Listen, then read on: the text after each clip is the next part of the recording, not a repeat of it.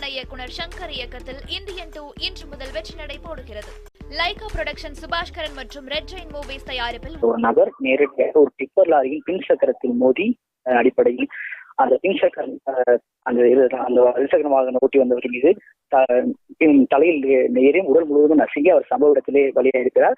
இந்த சம்பவம் குறித்து தற்போது கோவை மாநகர கிழக்கு போக்குவரத்து போலீசார் விசாரணை மேற்கொண்டு வராங்க. வழக்கு பதிவு செய்து நிலையில இந்த விசாரணை செய்ததில் இவர் கோவை குனியமுத்தூர் கிருஷ்ணாபுரம் பகுதியை சேர்ந்த வசந்தகுமார் என்பவராகும்.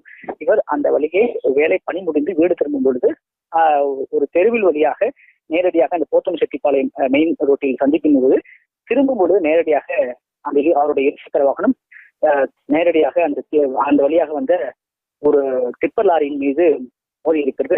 அந்த மோதியின் அடிப்படையில் உடனடியாக அந்த வகையை வந்த கவனிக்காத டிப்பர் லாரி ஓட்டுநர் அவருடைய இருசக்கர வாகனத்தின் மீது ஏறி உடல் நசுக்கி சம்பவ இடத்திலே பலியாயிருக்கிறார். இந்த சம்பவம் குறித்தான சிசிடிவி காட்சி தற்போது வெளியாகி பெரும் பரபரப்பு எடுத்திருக்கிறது, சமூக வலைதளம் பரவி கொண்டிருக்கிறது.